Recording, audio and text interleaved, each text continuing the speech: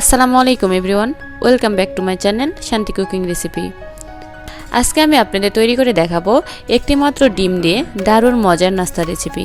আশা করছি আজকের রেসিপিটি সকলের অনেক ভালো লাগবে।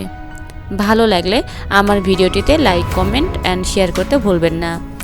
যারা আমার চ্যানেলটি এখনও সাবস্ক্রাইব করেননি তারা প্লিজ আমার চ্যানেলটি সাবস্ক্রাইব করে পাশে বেল আইকনে একটি ক্লিক করে রাখবেন।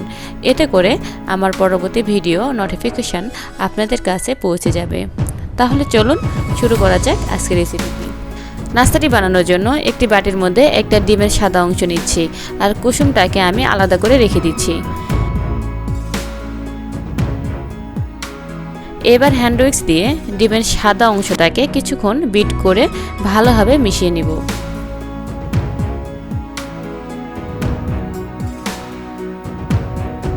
এখানে আমি 2 টেবিল চামচ পরিমাণ চিনি ব্যবহার করব। প্রথমে আমি 1 টেবিল চামচ পরিমাণ চিনি দিয়ে কিছুক্ষণ বিট করে নিব। এবার এর মধ্যে বাকি 1 চামচ চিনি দিয়ে আবারও বেশ কিছুক্ষণ বিট করে নিব।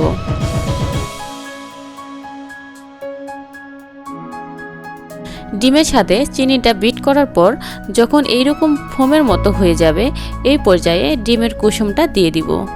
ডিমের কুসুম দিয়ে আমি আবারও কিছুক্ষণ বিট করে নিব। এবার এর মধ্যে দিয়ে দিচ্ছি 2 টেবিল চামচ পরিমাণ তেল আর দিয়ে দিচ্ছি 1 টেবিল চামচ পরিমাণ ভ্যানিলা এসেন্স। আমি এখানে ভ্যানিলা এসেন্স দিয়েছি, আপনারা আপনাদের যে কোনো এসেন্স দিতে পারবেন। এখন সব উপকরণ আবারও কিছুক্ষণের জন্য বিট করে নিব।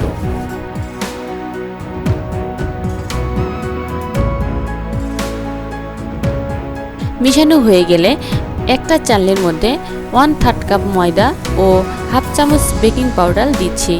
ময়দা পরিবর্তে আটাও ব্যবহার করতে পারবেন। পুরো ময়দা একসাথে না দিয়ে অল্প অল্প করে দিয়ে আলতো হাতে মিশিয়ে নিতে হবে। এই কাজটা একটু সময় নিয়েই করতে হবে।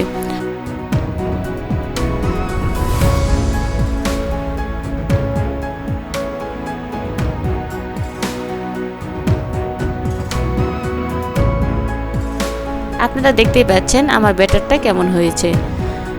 এখানে আমি 3টা ছোট স্টিলের বাটির মধ্যে তেল ব্রাশ করে নিচ্ছি। আপনারা চাইলে একটা বড় বাটির মধ্যেও এটা করতে পারেন। এবার বাটিগুলোর মধ্যে একটা চামচ দিয়ে ডিমের মিশ্রণটা দিয়ে দিচ্ছি।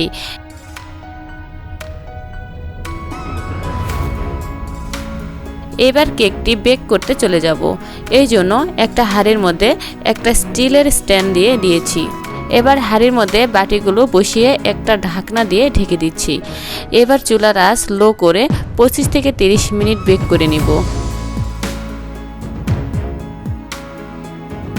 30 মিনিট পরে একটা কাঠি দিয়ে চেক করে দেখে নিয়েছি। দেখতে পাচ্ছেন কাঠিটা একদম ক্লিন এসেছে, তার মানে নাস্তাটি তৈরি হয়ে গিয়েছে।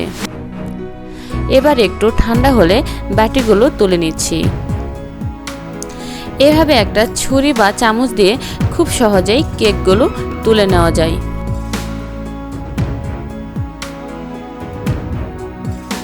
দেখতে পেলেন একটা ডিম দিয়ে খুব অল্প সময়ে কত সুন্দর নরম তুলতুলে একটি নাস্তা হয়ে গেল।